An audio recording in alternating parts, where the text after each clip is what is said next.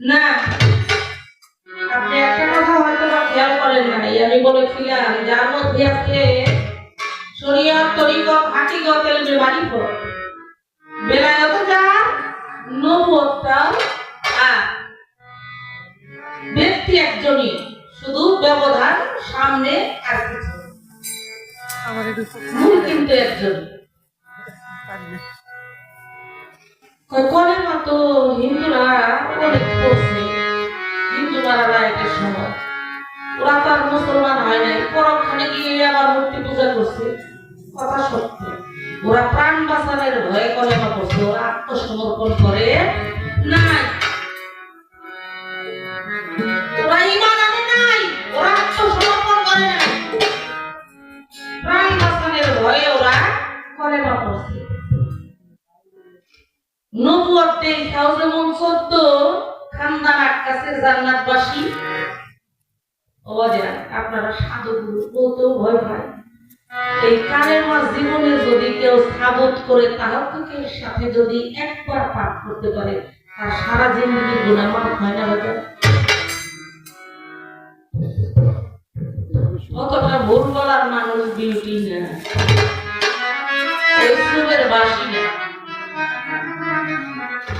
সাবত করে কলেমাকে দেখে জেনে শুনে বুঝে, তার নকশা নমুনা সেকেন্ড সুরত রূপ রড তথ্য বুঝে তাহাজ্জুদের সহিত সাবত করে যদি কেউ জীবনে একবার পাঠ করতে পারে, তার সারা জিন্দেগির গুনাহ মাফ হবে। তাহলে ওখানেও রহমত আছে, এখানেও রহমত আছে। ওই বেলায়েতের আমি বলছিলাম, আমার একটু ইশারাও দিছিলাম যে বেলায়েতের পীর মুর্শিদের কাছে নবুয়তটা এখনো আছে। কোন জায়গায় আছে তা তো বললো না, এইটা আমি বলবো কেন, এটা তো আপনার দায়িত্ব, আপনি দেখাবেন।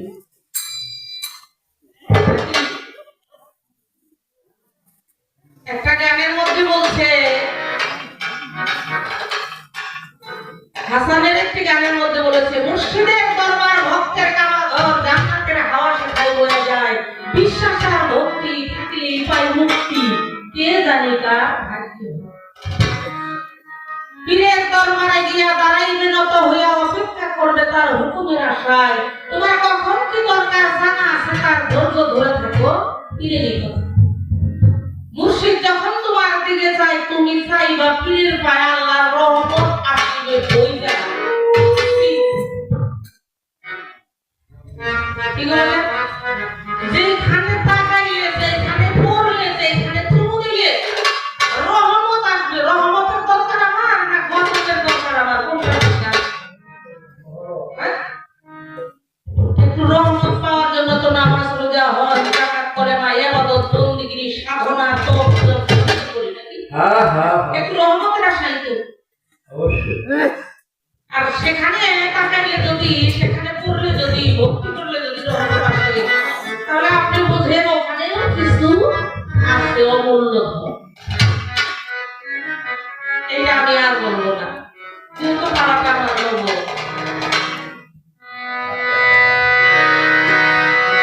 এবার আমাকে কি প্রশ্ন করলেন, নবুয়ত দেখা জান্নাতবাসী হইল, আবার এই নবুয়ত দেখা দুজকবাসীও হইল। কারণ একই বস্তু, একই রহমতের ঘর, মহাব্বতের ঘর, শ্রেষ্ঠ নবুয়ত, মহরে নবুয়ত। ওর দেখার মধ্যে মহাব্বত ছিল, প্রেম ছিল, আদব ছিল, বিশ্বাস ছিল, ভক্তি ছিল, প্রেম ছিল আকাশে। যদিও দাবির সাল করেছে, মিথ্যা বলেছে, তবুও আমার নবীজি তাকে ক্ষমা করে দিয়েছে, আশীর্বাদ তাকে করেছে। আর যে ব্যক্তি দেখেছিল ওর মধ্যে প্রেম ছিল না, বিশ্বাস ছিল না, ভক্তি ছিল না, আমার নবীকে ভালোবাসে না, তার নাম ছিল সালমান ফরাসি। তিনি একেবারে সরাসরি আমার নবীর মহাব্বতে মহাব্বত ছিল না তার। তিনি নবীর কাছে ওই নবুয়ত দেখে নবীর সামনে দাঁড়িয়ে নবীর কাছে বলেছিল যে এটা আপনার একটা রোগ, এটা আপনার টিউমার হয়েছে। সবাই বলি নাউজুবিল্লাহ। আমার নবীকে তিনি কাজ করলো, ভিক্ষা দিত।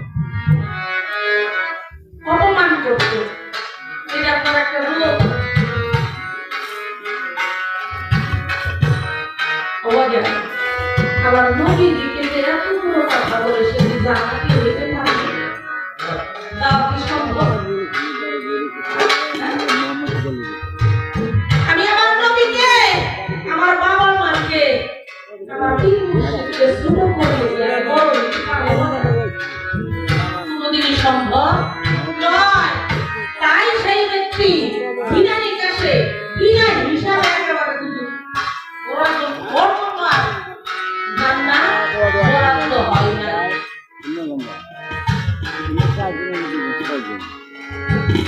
ওর বিশ্বাস ছিল না, ঈমান ছিল না, এর জন্যই অবস্থা। এবার একটি গান করি।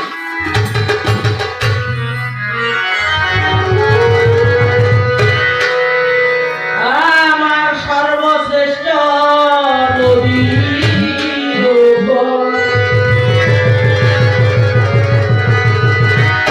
আমার আল্লাহ ভেজিলেন কোরআন,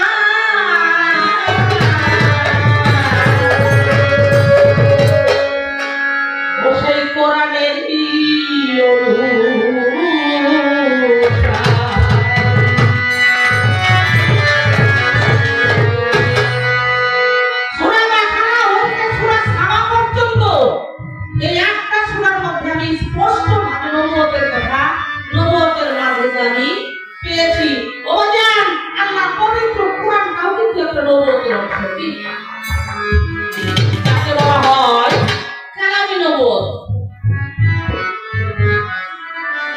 আরেকটা হলো বাক্য নবুয়ত, মোহরে নবুয়ত, আরো আছে, এগুলি আর বলবো না।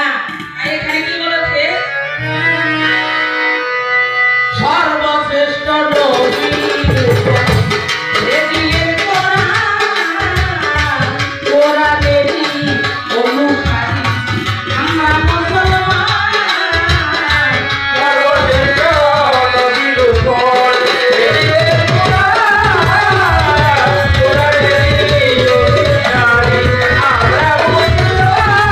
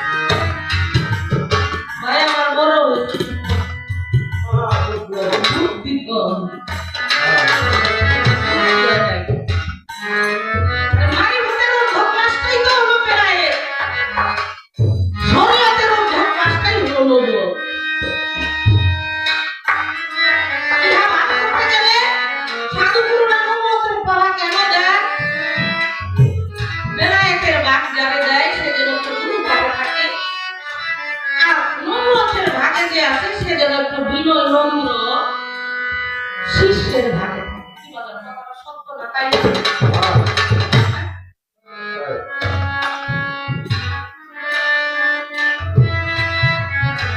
বুঝি না যে কিছু বুঝি আর যে বুঝে না কি যে বুঝে না তাও বুঝে এই হলো বিষয় প্রশ্ন কি জিজ্ঞেস করবো না হ্যাঁ হ্যাঁ দরকার নাই আনন্দ আনন্দ হবে না আনন্দের তো একটু দেরি আছে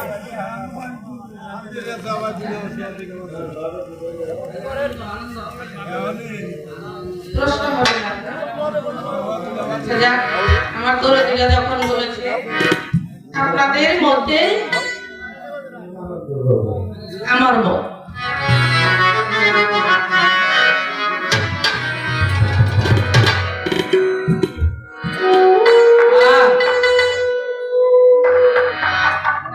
কবি বলেছেন যে জন দিবসে মনেরই হরসে জ্বালায় মনেরও বাতি আসুক গৃহে তার দেখিবে না আর নিশিতে আমার দয়াল বাবা নকুল সার দরবারের অনেক প্রেমিক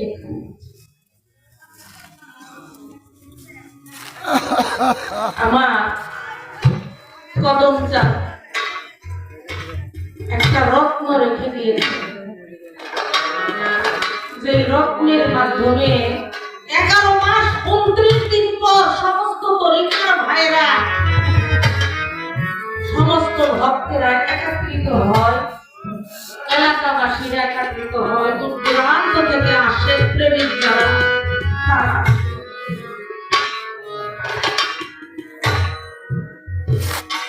কালকে থেকে গতকাল থেকে আয়োজন শুরু হয়েছে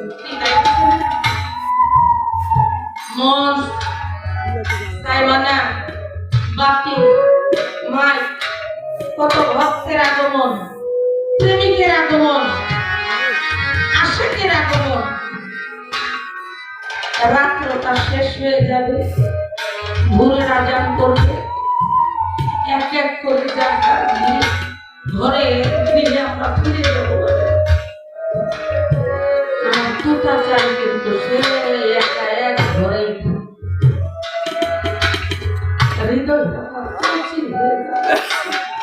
কালকে আমি কত ভক্ত সঙ্গে তরিকার ভাইদের সঙ্গে আশিকের সঙ্গে প্রেমিকের সঙ্গে রাত্র কাটাইলাম ভোর হয়ে গেল এক এক করে সবাই চলে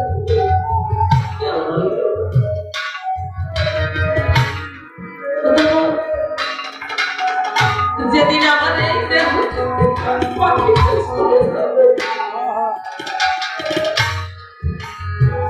যাওয়ার আগে মনে মনে ভাবলাম হয় আমার ভাই বেড়াদার আত্মীয় স্বজন যারা আছে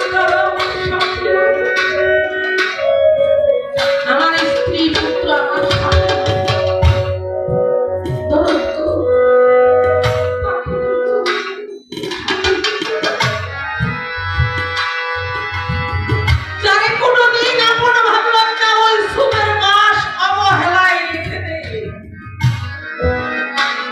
সে হলো আমার বিদায় যাত্রার সাথী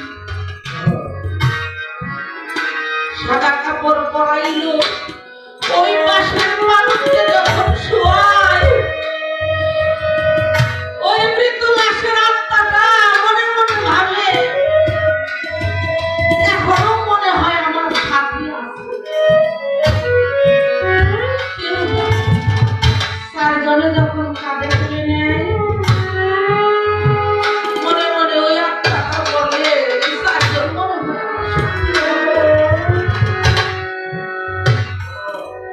কবরের পাশে নিয়ে যখন নামানোর পর একজন সামনে একজন পায়ের কাছে মনে মনে বলে ওই আত্মাটা বিদায় আত্মায় বলে দুইজন চলে গেল দুইজন নামলো মনে হয় এই দুইজনই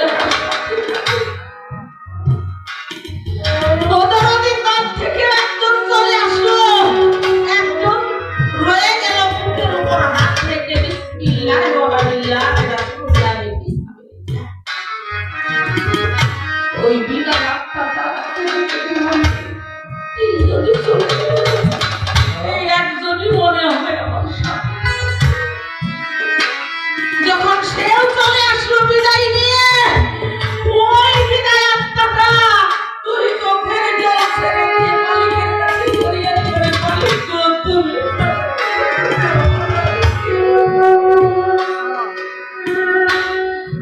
আমার করে আপন আপন করে সারাটা জীবন কাটিয়েছি, আমার বলতে কোনো কিছু নেই। তাদেরকে আমি আপন মনে করেছি, তাদেরকে আমার আপন না, সবাই আমাকে রেখে চলে গেল। একদিন বন্ধু আমার প্রাণনাথ, একমাত্র তুমি ব্যতীত এই জগতের বুকে এই পরকালে আর আমার বন্ধু আপন আর আমার। এই জগতের বুকে যে মুর্শিদকে ভালোবেসেছে, দুনিয়ায় থেকে যদি নবীর না চিন্তা করে বসে, দুনিয়া থেকে যদি আমি আমার রাসূলকে না চিনে যাই, কবরে গিয়ে পাবো। দুনিয়া থেকে যদি আমার রাসূলের প্রেমে মুগ্ধ না হই, আমি আগে পাবো। ওই দুনিয়া থেকে প্রেম করে যেতে হবে। যেই মুর্শিদ সেই তো রাসূল, ইহাতে নাই কোনো ভুল, খোদা সে হয় এমন কথা আপনার বিজ্ঞানী লালন কয় না, আল্লাহ পবিত্র কুরআন।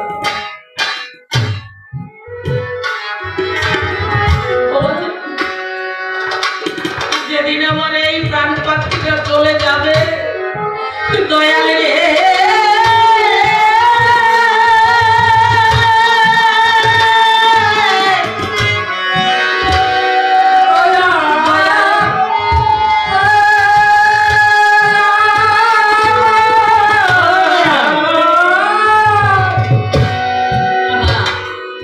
যেদিন আমার বিদায় বাঁশি বেজে উঠবে, যেদিন আমার ভবপারে ডাক আসবে, কোথায় আমার নকুল শাহ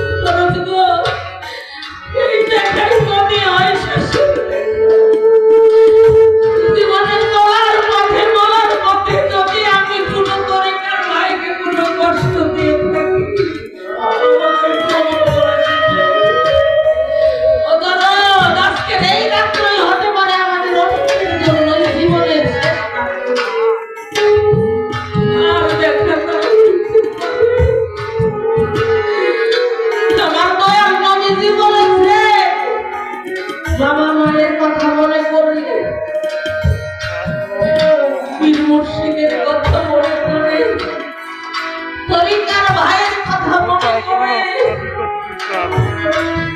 আমার স্রষ্টাকে স্মরণ করে আমার কোনো প্রতিপতি যদি এক ফোঁটা চোখের জল